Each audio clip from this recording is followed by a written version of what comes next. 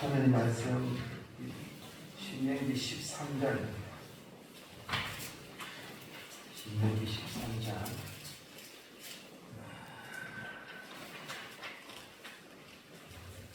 5절 한 절만 읽으세요. 5절 13장 5절입니다.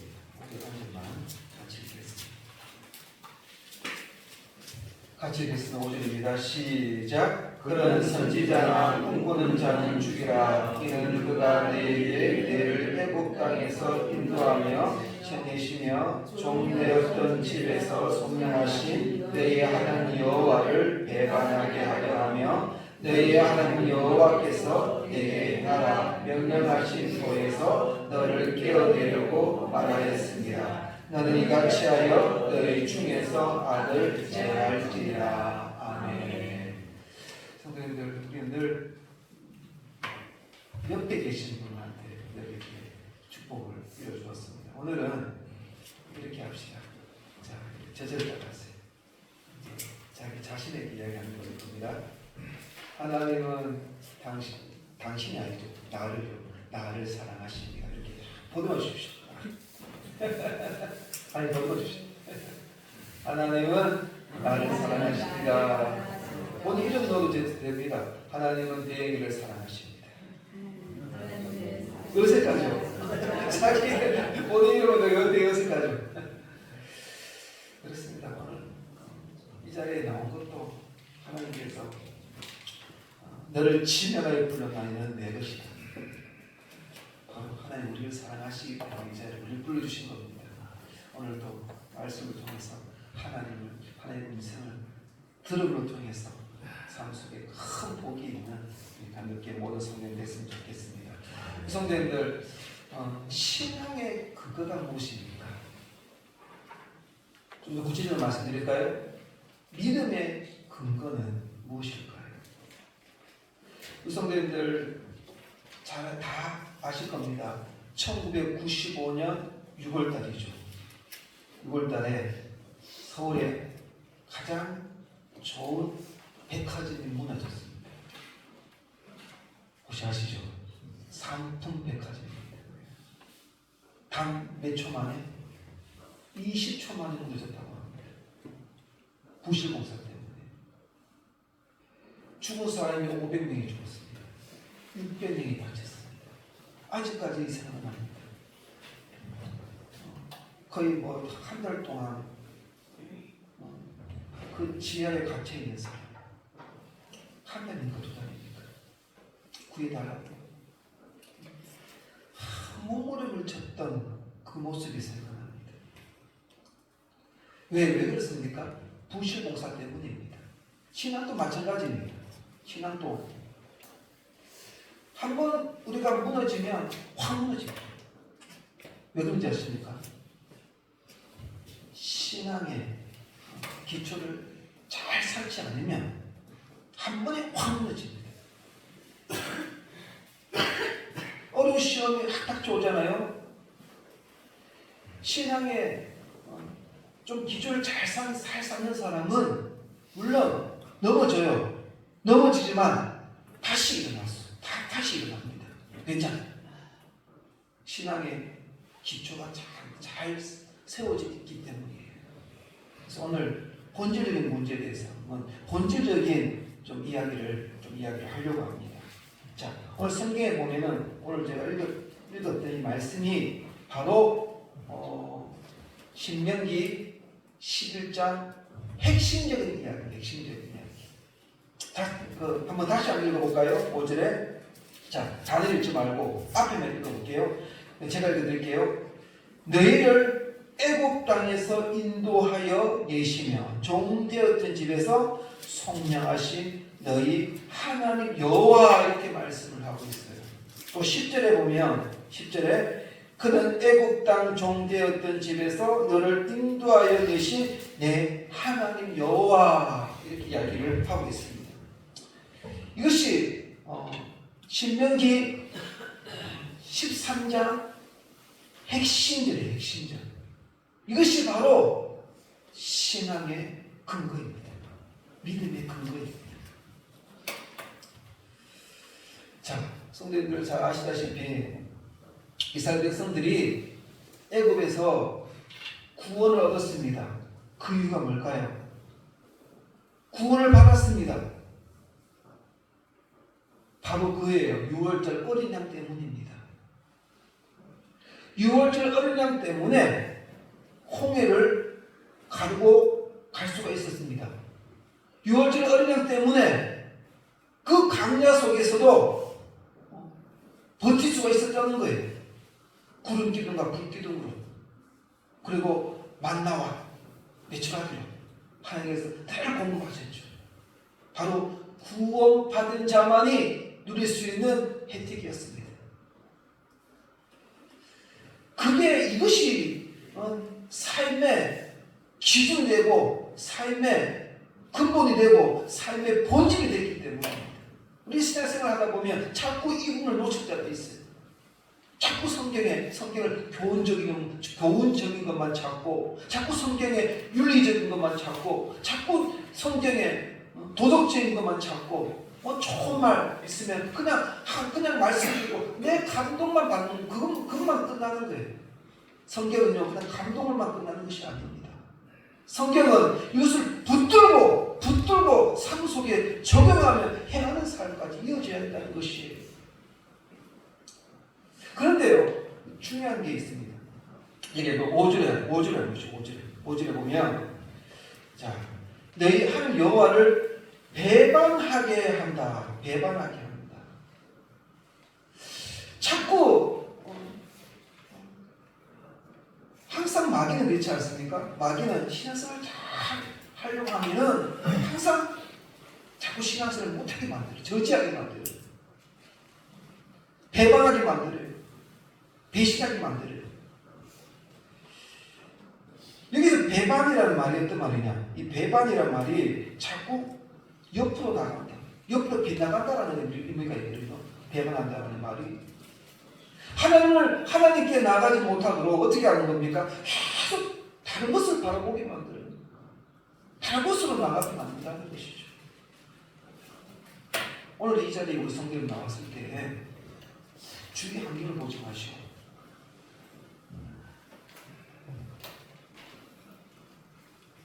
물론 우성도님 나갔지만 어떤 예전에 어떤 뒤에 목사님이 머리가 이렇게 떴어요. 이렇게 머리가 오른쪽에 머리가 떴었어요.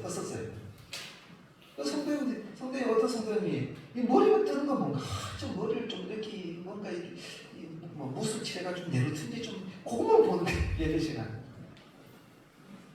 왜냐면 그분이 깔끔하신 분이거든요. 머리도 깔끔하신 분.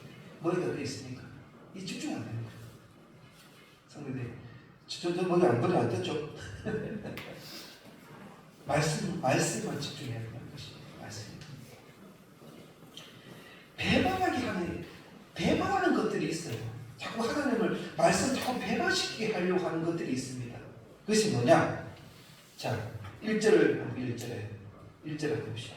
1절에 보면 선지자나 꿈꾸는 자가 일어나서 이적과 기사를 내게 보이고 2절 이적과 기사를 이루어지고 내가 알지 못하는 다른 신들을 우리가 따라 섬기자고 말할지라도 다는 이렇게 이야기합니다.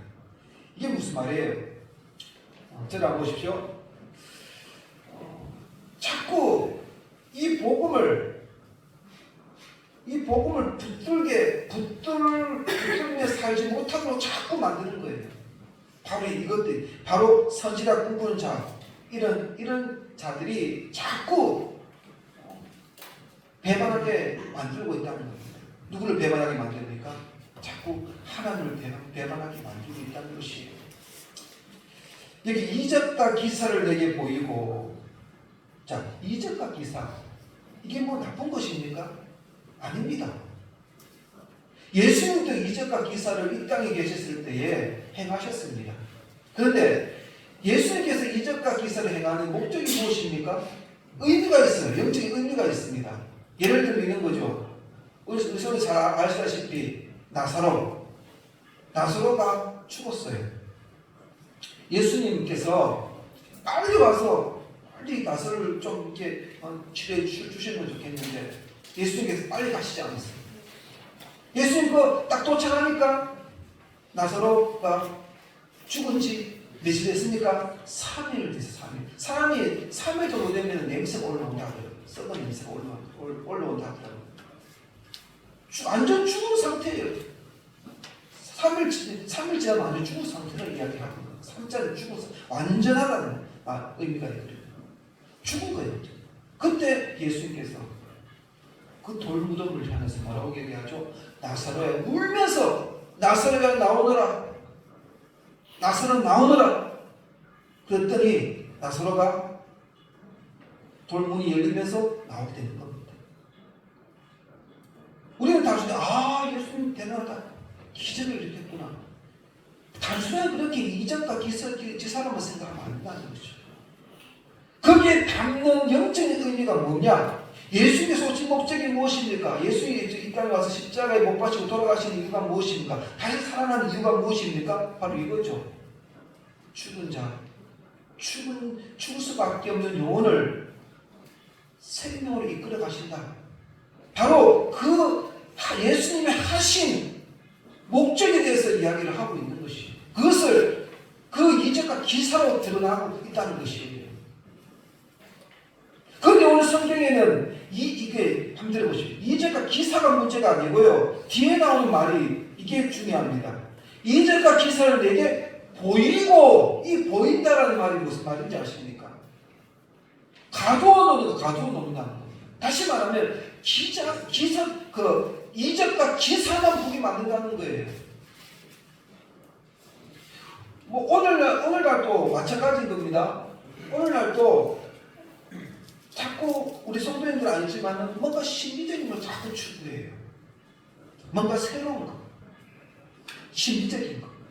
어떤 교회 갔더니 어떤 목사님이 다 기도하니까 사람이 막 넘어지고, 다 기도하니까 귀신도 나가고. 물론 그런 역사가 있습니다. 역사가 있어요. 저도 그것을 경험을 했거든요.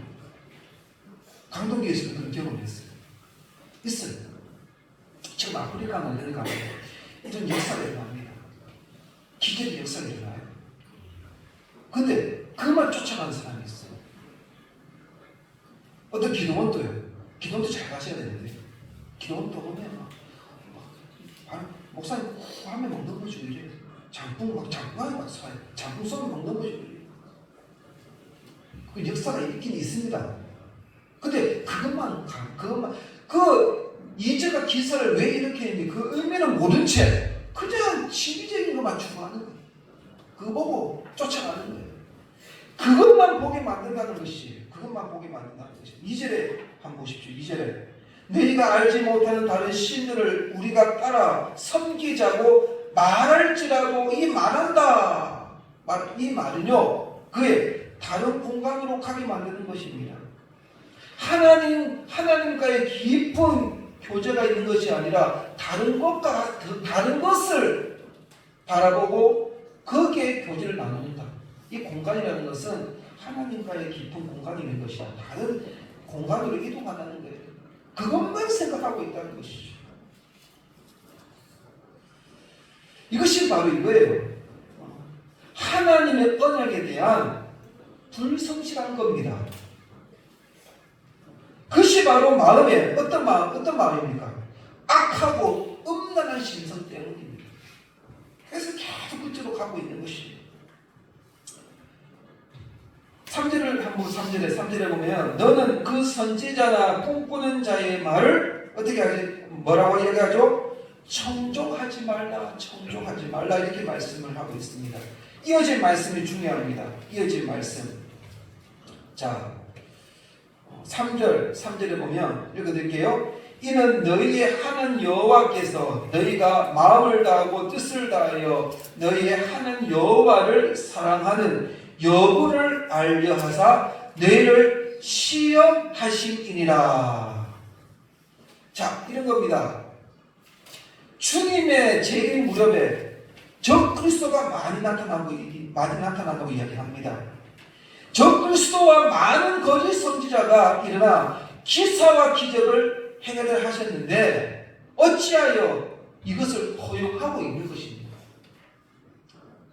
그냥 한 번에 착 제거하시지 왜 이것을 허용하고 있는가입니다. 사도 바울이 이렇게 말씀하고 있죠. 살루 베드로전서 2장 11절 12절 주보에 있습니다. 주보에 제가 읽어드릴게요. 이러므로 하나님이 미혹의 역사를 그들에게 보내사 거짓 것을 믿게 하심은 진리를 믿지 않고 불의를 행하는 모든 자들로 하여금 심판을 받게 하려 하심이라 이렇게 말씀을 하고 있어요. 이게 무슨 말일까요?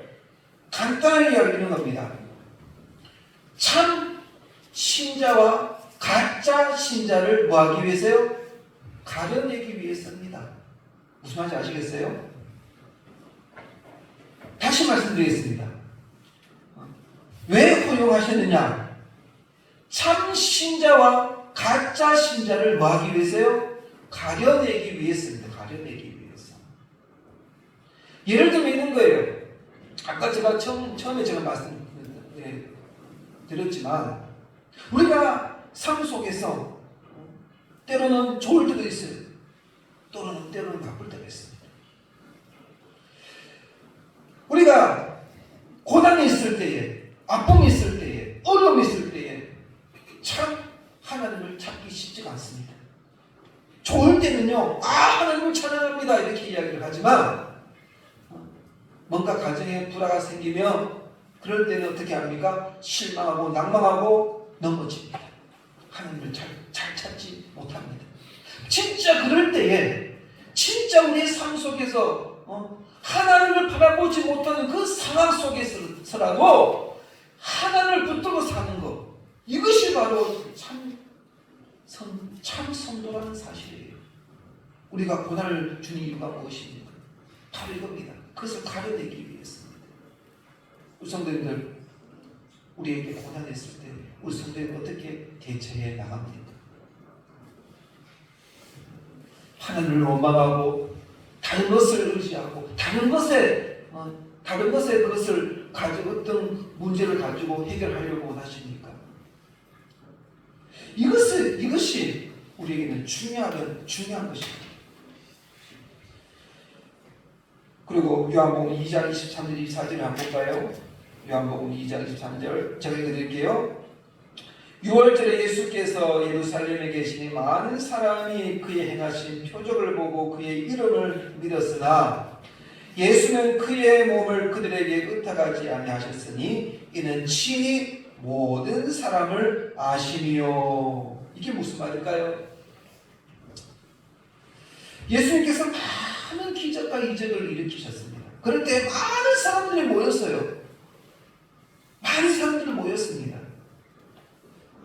그런데 사람들이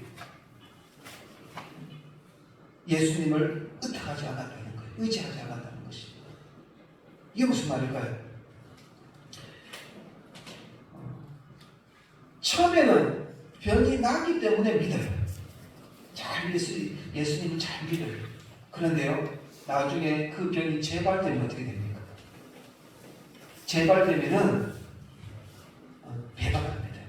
예수님 믿지 않아요. 이런 경우가 참 많아요. 저도 그런 분들을 많이 봤어요. 어떤 분들이 간증을 해요.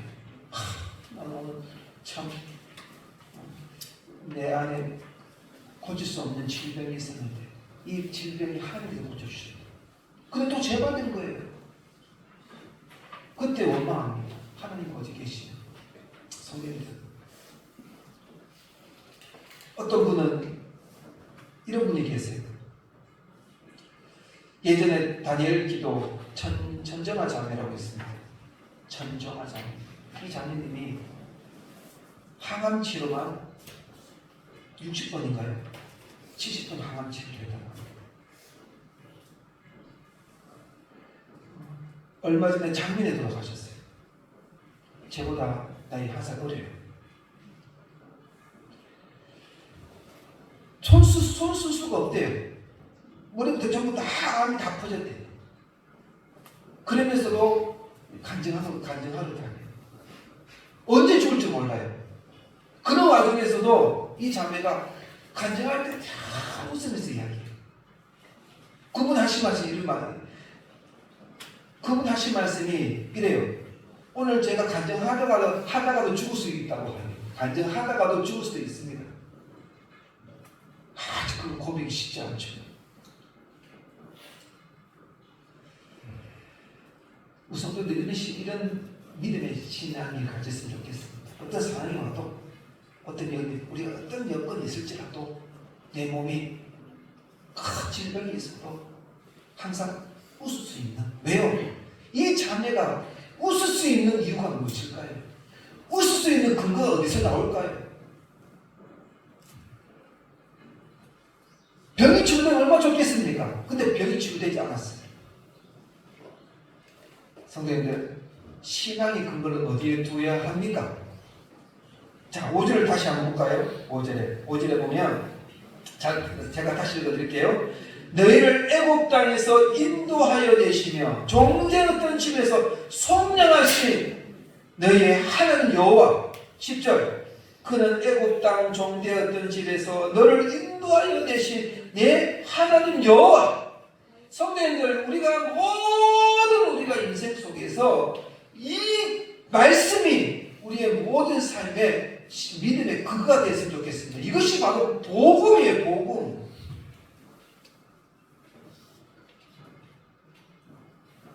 성도님들, 이 기사와 이적을 행하며 꿈이 그대로 성취된 것은 매혹적일 수가 있어요. 그죠? 정말 보기가 좋다, 이렇게 될 수 있습니다. 그에 비해서 이 6월절 어린 양의 피, 다시 말하면 뭐예요? 십자가의 도를 말하는 것이 미련하고 어리석게 볼 수가 있습니다. 고난이 와도 웃을 수 있는 여유, 질병이 있어도 웃을 수 있는 여유, 세상 사람들 보면 뭐라고 이야기하죠? 참 어리석다, 손가락질 할 수 있지만 우리는 순간 이곳에 그냥 단순한 기쁨 가운데 살아가는 존재가 아니에요. 영원한 기쁨 가운데 살아가는 존재라는 거예요. 이 천정아 자매님은 영원한 기쁨을 바라보면서 살았다는 거예요. 일시적인 이 세상 속의 기쁨이 아니라.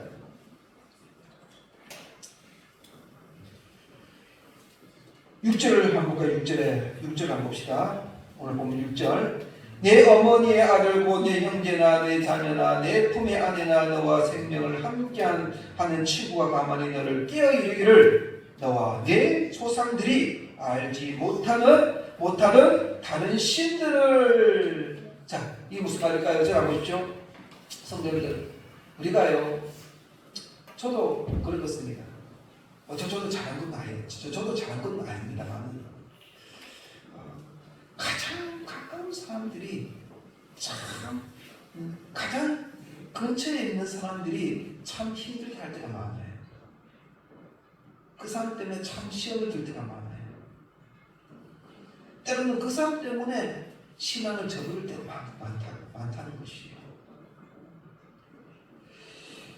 오늘 성경에 말씀하시는 건 바로 이거예요. 그런 상황 속에 있을지라도 끝까지 진리를 지키고 나가야 된다면서 이야기를 하고 있는 것입니다. 7절 8절 한번 봅시다. 곧 내 사방을 둘러싸고 있는 민족 혹은 내게서 가깝든지 내게서 멀든지 땅 이 끝에서 저 끝까지 있는 민족의 신들을 우리가 가서 섬기자 할지라도 8절, 너는 그를 따르지 말며 듣지 말며 긍휼히 여기지 말며 애석히 여기지 말며 덮어 숨기지 말고, 이렇게 말씀하고 있어요. 가족이 그럴지라도, 가족이 나를 넘어뜨리려고 할지라도 우리는 신앙의 근거, 믿음의 근거, 복음을 붙들고 살아가는 것을 이야기를 하고 있는 것이에요.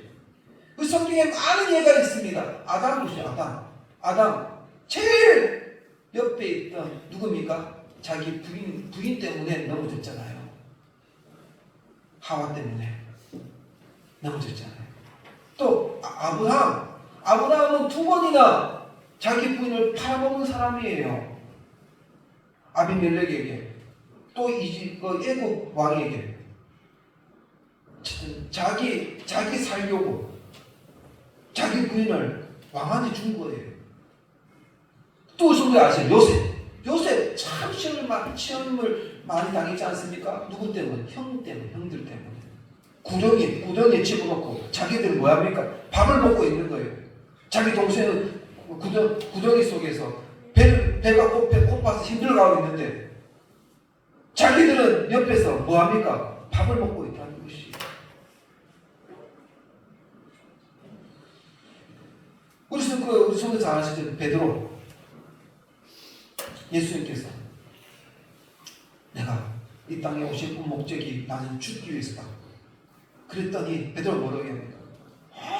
예수님 그러면 안 됩니다. 예수님 죽으면 우리는 제대로 못 삽니다.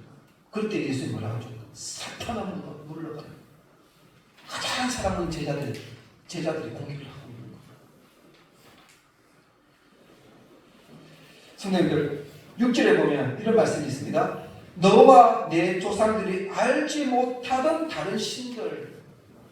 너와 내 조상들이 알지 못한 다른 신들. 성도님들, 복음은 새로운 것이 아니에요. 이번에 책이 몇 권에 왔어요, 제 교회. 보니까요, 성경을요, 구약이면 구약으로서 이렇게 뭔가 해석을 나왔어요. 기도도. 보면 그 성막 기도해 가면서 이상하게 해석을 해놨더라고요. 책에 보니까. 그 이단적인 그런 내용들이 많아요. 이미 우리는요, 성막 기도 필요 없어요. 우리는 뭐 지성소의 기도 필요 없어요. 우리는 뭐 성소의 기도 필요 없어요. 뭐 바깥의 기도 필요 없어요. 우리는 그냥 나와서 그냥 예수 이름으로 나와서 기도만 하면 되는 거예요. 마지막 예수 이름으로 기도하면 이게 끝나는 거예요. 성막 기도가 어디 있습니까? 지성소의 기도가 어디 있습니까? 이미 끝났는데 뭐. 우리는 그냥 우리는 왜 그렇게 이야기하느냐? 신약과 구약이 연결되는 지점이 있다라는 것을 이야기하고 있기 위해서 하는 건데, 참 그렇게 이야기해요. 성도님들, 복음은 새로운 것이 아니에요.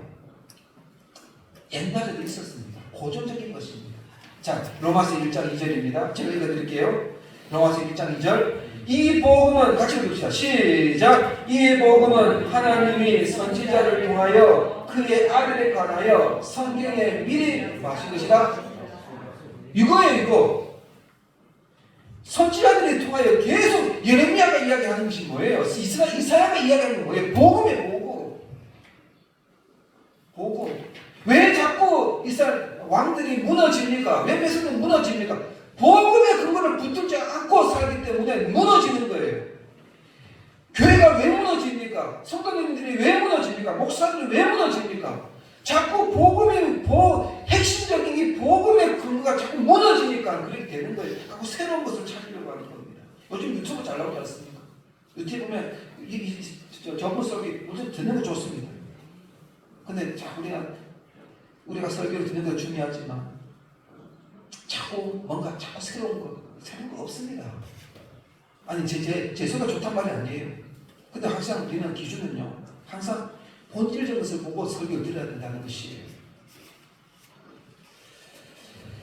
마지막으로 9절 11절 9절에 보면 제가 읽어드릴게요. 너는 용서 없이 그를 죽일 때에 내가 먼저 그의 손을 대고 그의 뭇배성의 손을 대라.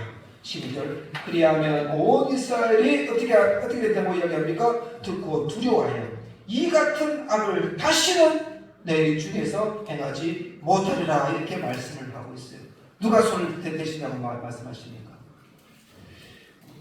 하나님께서 우리와 함께 하셔서 우리를 동행하고 계시다는 것이죠.